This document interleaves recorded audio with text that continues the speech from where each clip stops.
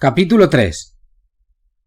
Su nombre era Bane, y aproximadamente 90 segundos después de su encuentro con Batman en la azotea, se estaba metiendo en la parte trasera de un Ford Fairlane que estaba aparcado en la siguiente manzana. Un hombre delgado y musculoso se movió nervioso en el asiento del conductor y miró por encima del hombro. ¿Todo bien?, preguntó. Estaba pensando. Ese Batman es todo lo que dijiste que era. El hombre delgado arrancó el coche. Entonces, ¿vas a ser capaz de ocuparte de él? ¿Esta noche? ¿Mañana? Podría ser, sí. Podría. Casi seguro que sí. Pero sería una tontería intentarlo, Bird. ¿Y eso por qué?, preguntó Bird. Porque tiene dos ventajas sobre mí. Yo no conozco esta ciudad como él, y he visto lo suficiente como para saber que es muy ingenioso. No lucharé contra él hasta que estas ventajas dejen de existir. ¿Y cómo van a dejar de existir? Haré que no signifiquen nada. Le agotaré, le asustaré, y después le quebraré. Supongo que tienes un plan. La cabeza de Bane cayó sobre su pecho. Suspiró y guardó silencio. ¿Estás bien?, preguntó Bird. Bane pulsó un pequeño botón atado a su antebrazo derecho. Se oyó un débil gorgoteo. Un momento después, levantó la cabeza. «Necesitabas tu dosis, ¿eh?», dijo Bird. No me gusta esta palabra. Me enfada que la digas. Tranquilo, no pretendía insultarte. ¿Solo me despreciabas? No importa, ¿vale? Cuéntame tu plan. Vas a agotar a Batman. ¿Cómo vas a hacerlo cuando ni siquiera sabes quién está detrás de la máscara? No es como si estuviese en la guía telefónica.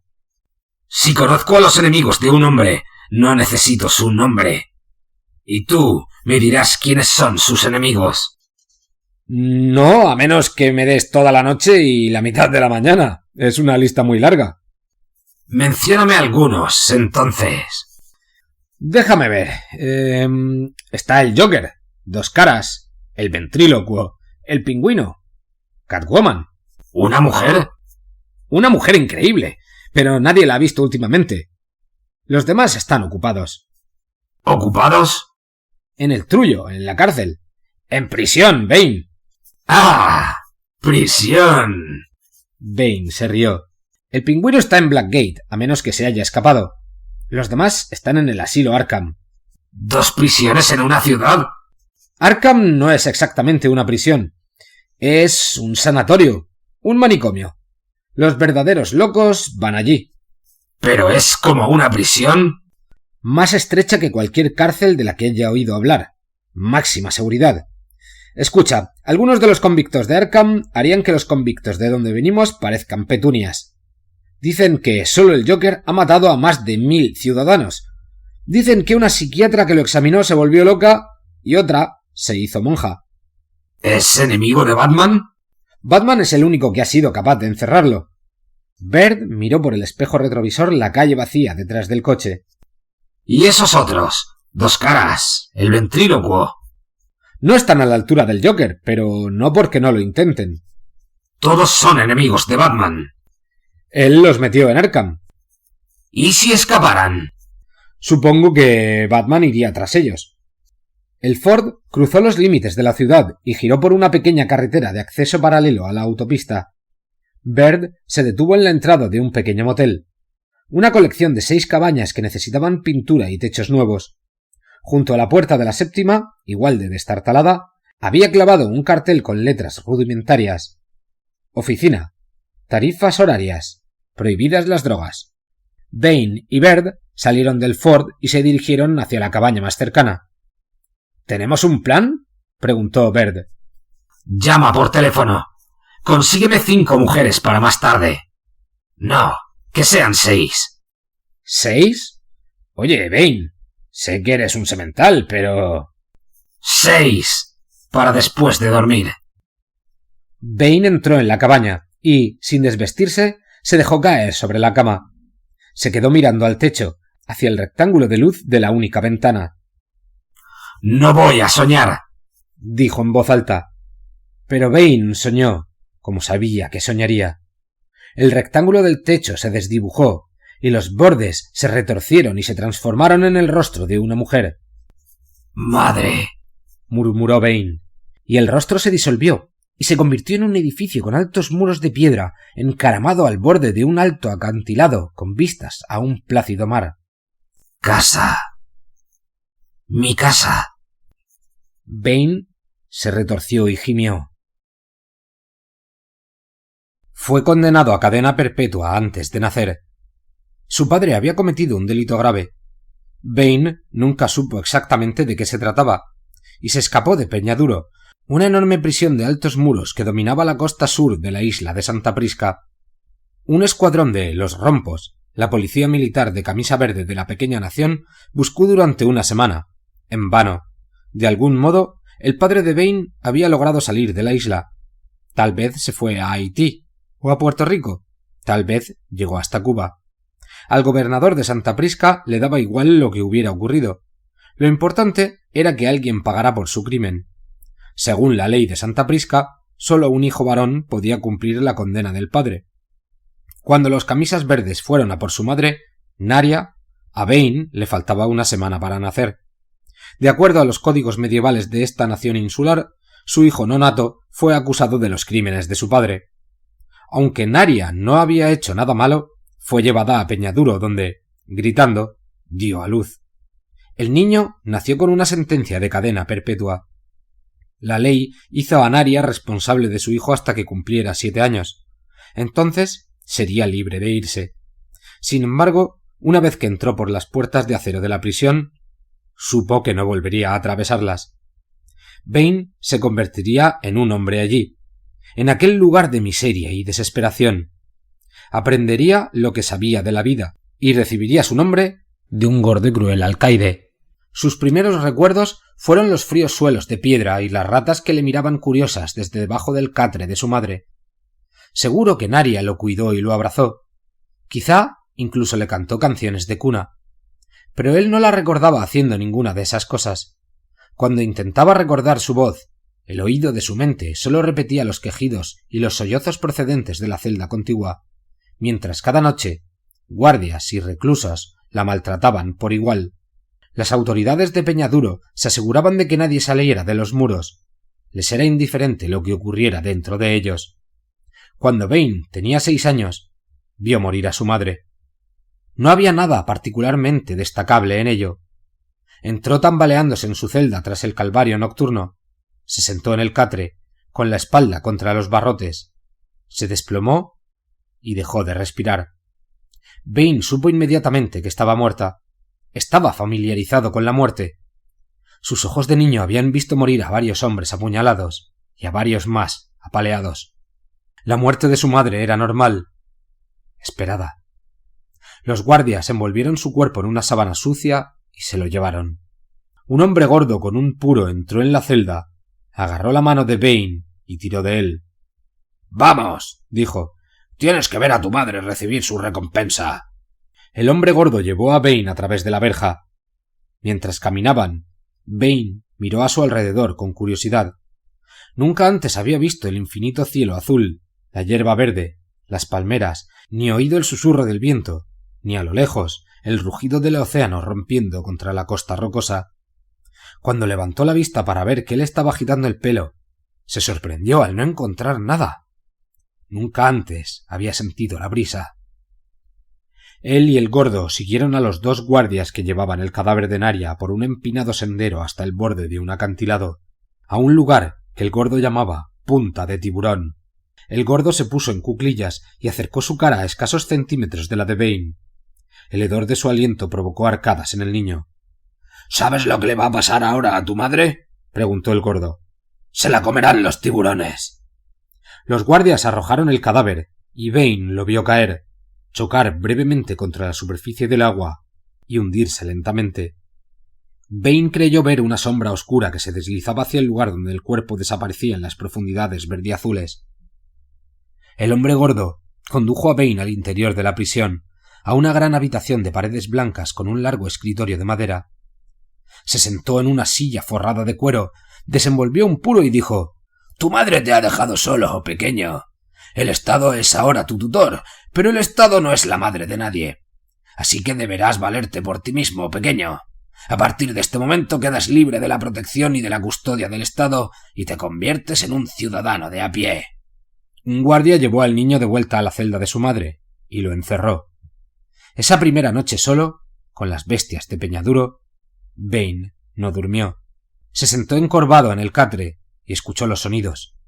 Gritos, llantos, gemidos y chillidos que había oído todas las noches de su vida, pero a los que nunca había prestado la misma atención.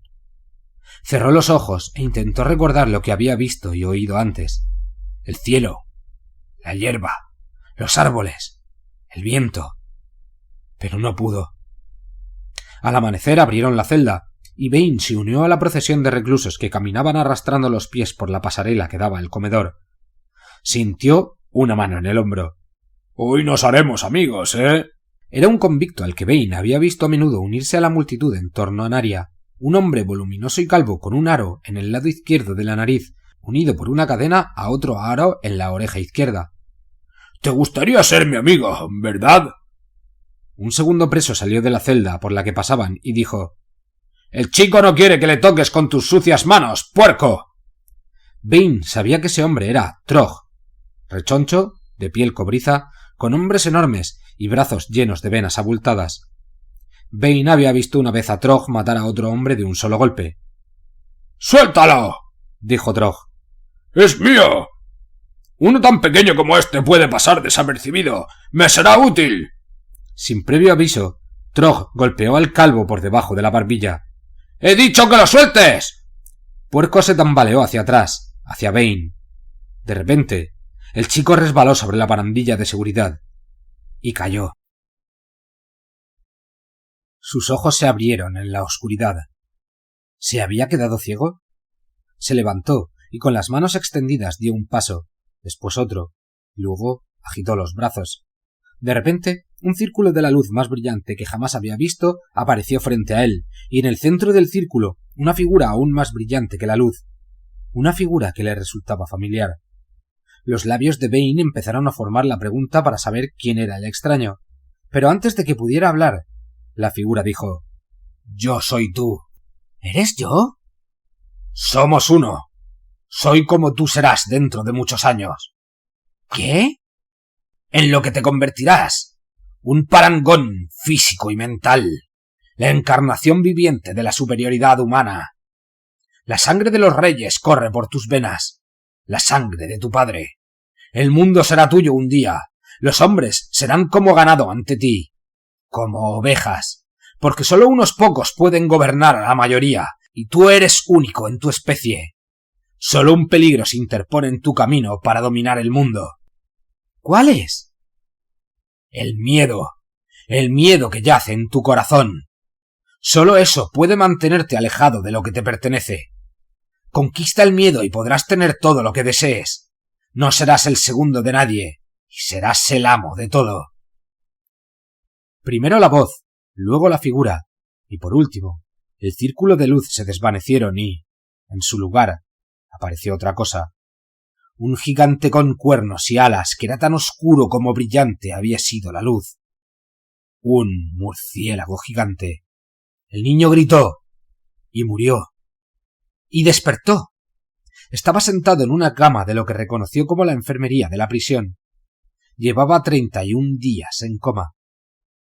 A la mañana siguiente, en la cola del desayuno, Trog lo empujó. Bane sintió la mano de Trog en su vientre, deslizando algo bajo su camisa. En un susurro, Trog dijo: «No tienes que hacer esto». «Pero lo haré», dijo Bane. Más tarde, solo en su celda, Bane sujetó lo que Trog le había dado: un picahielos. Después de cenar, fue a la celda de Puerco. Puerco yacía boca abajo en su catre, medio dormido. «¿Aún quieres que sea tu amigo?», preguntó Bane. Los guardias contaron 40 puñaladas en el cuerpo de Puerco. Siguieron un rastro de sangre hasta Bane. Le pusieron unas esposas metálicas en las muñecas y lo llevaron al despacho del alcaide. «El niño se ha vuelto salvaje», dijo el gordo. «De tal palo, tal astilla». Fue entonces cuando le puso nombre al niño. «Es veneno. Es una perdición». Bane. No permitiré tales abominaciones en mi prisión. Las esposas se deslizaron por las delgadas muñecas de Bane y se soltaron, tintineando en el suelo. El gordo las miró, exhaló una nube de humo del puro y dijo: Escúchame, pequeño Bane. Irás directo al agujero. Las esposas te quedarán bien ajustadas antes de que vuelvas a salir. Bane miró fijamente a los ojos del gordo. Anoche hablé con mi madre, alcaide. Dice que está avivando un fuego especial para usted. ¡Tiradle al agujero!, gritó el gordo a los guardias. ¡Tendrá pelo en el pecho antes de que le deje salir de allí! El agujero había sido cavado por clérigos hacía casi 3 siglos, cuando la prisión había sido un monasterio.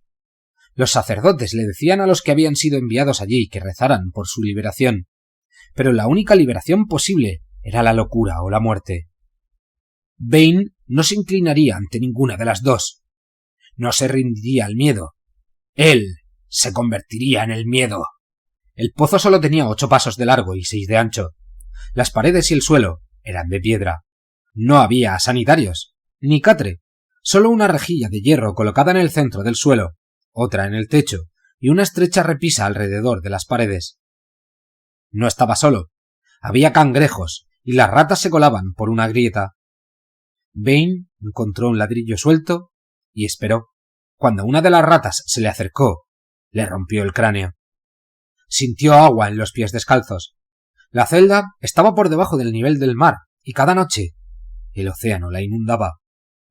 Aferrándose a los pequeños agujeros de las paredes, Bane se elevaba con el agua hasta que podía alcanzar y agarrar la rejilla del techo. El odio le dio la fuerza para aferrarse, el odio y la promesa del hombre en que se convertiría. Aprendió a dar la bienvenida a las visitas nocturnas del mar, a llenar sus pulmones de aire y a moverse por debajo del agua, a veces capturando un pez que se comería crudo. Durante el día se sentaba en la cornisa y usaba su mente para viajar fuera de la celda, de la prisión, para abarcar el mundo, el cielo, la hierba y los árboles. Era feliz allí, en su universo imaginario, hasta que conoció lo que había visto en su visión. El murciélago, el gigante con cuernos y alas que se cernía ante él, aún más oscuro que la noche. Pero esta vez no gritó, no se encogió de miedo. En lugar de eso, se obligó a atacarlo. Se abalanzó sobre el cuello de la bestia, pero antes de que sus dedos pudieran cerrarse, un ala de cuero lo hizo caer hacia atrás. Bane se puso de pie y volvió a atacar, pero la figura del murciélago se elevó hasta las sombras, cada vez más alto, hasta que se fundió con la oscuridad y sus relucientes colmillos blancos dejaron de ser visibles.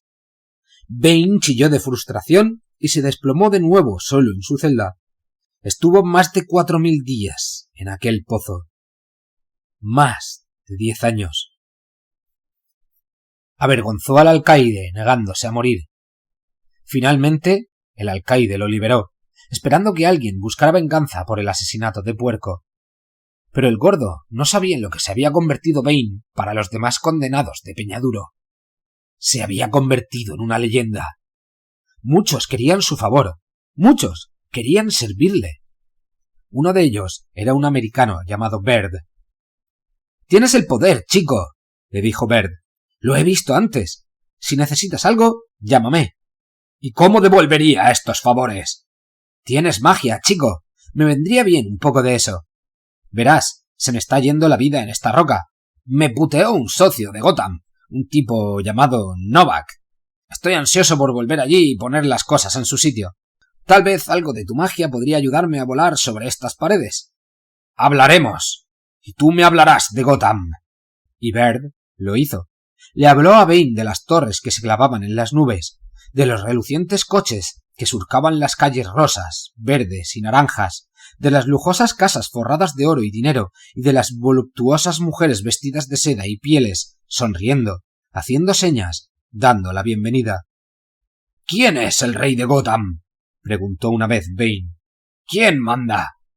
«Nadie, en realidad», le dijo Bird.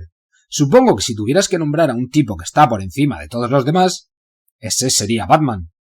«¿Batman?». Bane recordó su visión, el gigante con cuernos y alas que se había cernido sobre él todas aquellas terribles noches en el pozo. Esa cosa con forma de murciélago que no había podido matar.